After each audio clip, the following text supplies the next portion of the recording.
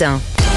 L'édito politique sur Europe 1 avec Le Figaro. Bonjour Alexis Brézé. Bonjour Jacques, bonjour à tous. C'est aujourd'hui, Alexis, que Robert Ménard, le maire de Béziers, on en parle depuis ce matin, comparé pour avoir refusé de marier un Algérien sous le coup d'une OQTF. Est-ce que vous pensez, Alexis, qu'il peut échapper à une sanction judiciaire ? Je le souhaiterais, Jacques, mais je ne le crois pas. Et je ne pense pas d'ailleurs que Robert Ménard y croit lui-même. Dans cette affaire, de bout en bout, comme le dit Bruno Retailleau, on marche sur la tête pour n'avoir pas consenti à fournir à un ressortissant algérien défavorablement connu des services de police le certificat de mariage qui lui aurait permis d'échapper à l'arrêté d'expulsion qui le frappait et qui pour une fois est exécuté. Robert Ménard risque 5 ans de prison, 75 000 € d'amende et pourquoi pas aller donc une peine d'inéligibilité. Aujourd'hui, devant le procureur, pour minimiser la sanction, il va devoir, rendez-vous compte, plaider coupable. Coupable, mais coupable de quoi ? De s'opposer à la folie de la loi, car c'est la loi. Elle est absurde, elle est délirante, elle est scandaleuse, mais enfin c'est la loi. Une obligation de quitter le territoire français ne constitue pas, en droit, un motif légal pour empêcher un mariage. Et refuser un mariage sans base légale, ça expose le maire à des sanctions pénales. En France, le maire a l'obligation de marier un homme qui lui-même a l'interdiction d'être là. On nage en plein Kafka. Et il ne faut pas croire que le cas Ménard soit atypique ou isolé. Des Ménards, il y en a des tas. Et je dirais tant mieux, parce que ça prouve qu'un certain nombre de maires qui refusent de célébrer ces mariages passeports font passer la sécurité de leurs concitoyens et l'intérêt de leur pays avant leur tranquillité juridique personnelle.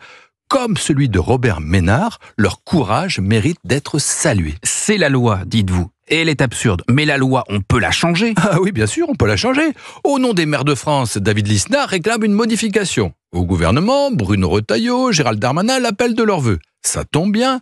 Le sénateur centriste Stéphane Demilly vient de déposer une proposition de loi qui sera débattue ce jeudi, en séance publique. Article unique. Le voici. Le mariage ne peut être contracté par une personne séjournant de manière irrégulière sur le territoire national. C'est parfait, on ne peut pas faire plus simple. Tout indique d'ailleurs qu'elle sera adoptée au Sénat, bien sûr, où la droite est très majoritaire, mais aussi où l'Assemblée, où le RN se fera un plaisir de la voter avec la majorité. Mais alors Alexis, tout va bien, le problème est résolu. Ah, mais enfin Jacques, si dans ce pays, il suffisait au Parlement de voter une loi pour que la loi s'applique, ça serait trop simple. Et non, la loi va d'abord devoir passer au filtre du Conseil constitutionnel. Et là, les choses risquent très sérieusement de se compliquer.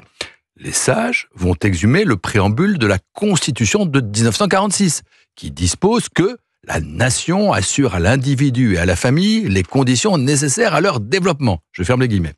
Ils vont invoquer ensuite l'article 8 de la Convention européenne des droits de l'homme, qui garantit je cite, le respect de la vie privée et familiale.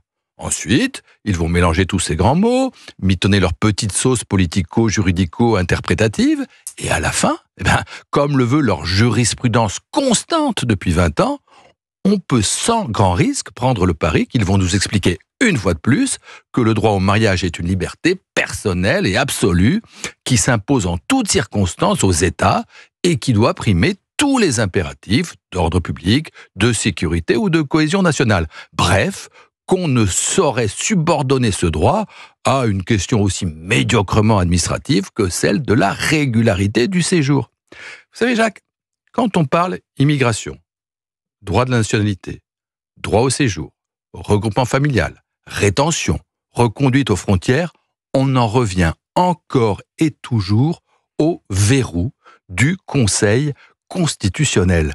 C'est dire, et on en reparlera sans doute demain, en évoquant le cas Richard Ferrand, combien le choix de ceux qui le composent est important et décisif le choix de celui qui le préside. L'édito politique sur Europe 1 avec Alexis Brézé. Merci Alexis.